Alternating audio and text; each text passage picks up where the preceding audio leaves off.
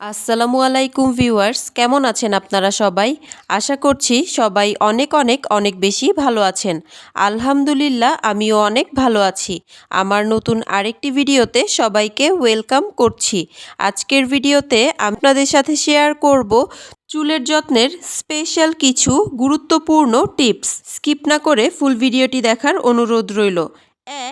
এই শীতে চুল পড়া কমাতে গরম পানির পরিবর্তে ঠান্ডা পানি দিয়ে গোসল করুন, কারণ গরম পানি আমাদের চুলের জন্য অনেক ক্ষতিকারক।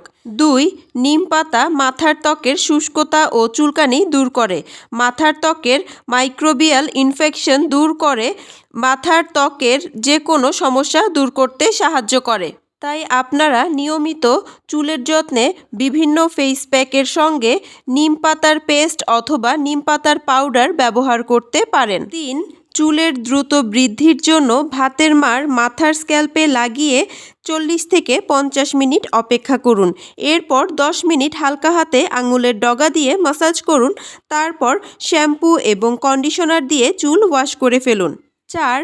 আমাদের শরীরের দৈনন্দিন প্রোটিনের চাহিদা মেটায় ডিম, তেমনি ডিমের সাদা অংশ চুলের প্রোটিনের ঘাটতি মেটায়। চুল পড়ার সমস্যা দূর করতে ডিমের সাদা অংশ ও নারকেল তেল একত্রে মিশিয়ে একটি প্যাক বানিয়ে নিন। এটি সপ্তাহে 2 বার ব্যবহার করবেন। নিয়মিত এই হেয়ার প্যাকটি ব্যবহারের ফলে অতিরিক্ত চুল পড়ার সমস্যা দূর হবে। 5.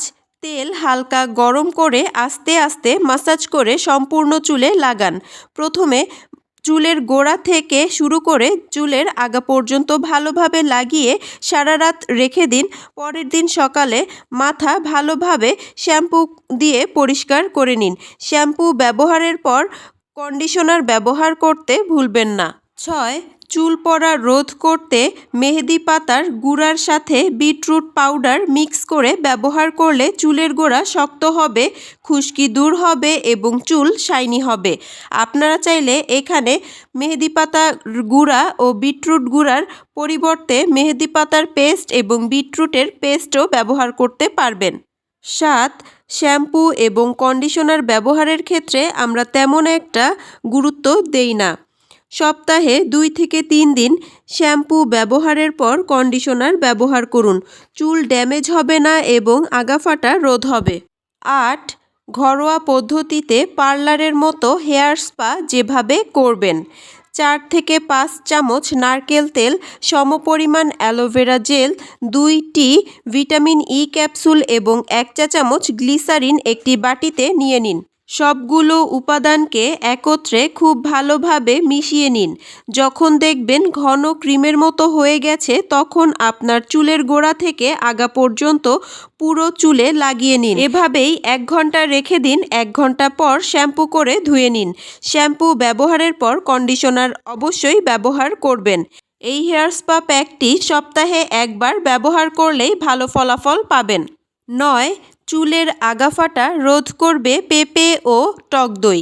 পেঁপেতে রয়েছে অ্যান্টিঅক্সিডেন্ট ও ভিটামিন, যা চুলের ভেতর থেকে পুষ্টি যোগায়।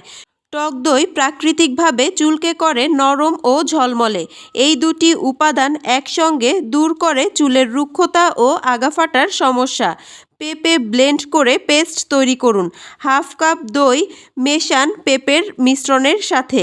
এই হেয়ার প্যাকটি চুলে লাগিয়ে রাখুন 1 থেকে 2 ঘন্টা। এরপর কুসুম গরম পানি দিয়ে ও মাইল্ড শ্যাম্পু দিয়ে চুল ধুয়ে ফেলুন। নিয়মিত ব্যবহারে চুলের আগা ফাটা কমে যাবে, পাশাপাশি চুল সিল্কি ও ঝলমলে হবে। এই হেয়ার প্যাকটির ক্ষেত্রে আপনারা অবশ্যই এখানে পাকা পেঁপে ব্যবহার করবেন, কাঁচা পেঁপে ব্যবহার করা যাবে না। 10.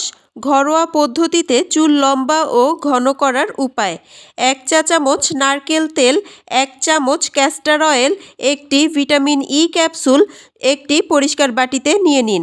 এরপর সবগুলো উপাদানকে একত্রে খুব ভালো করে মিক্স করে এটি চুলের গোড়ায় খুব ভালোভাবে হাতের আঙুলের সাহায্যে হালকা হাতে আস্তে আস্তে ম্যাসাজ করে লাগিয়ে নিন।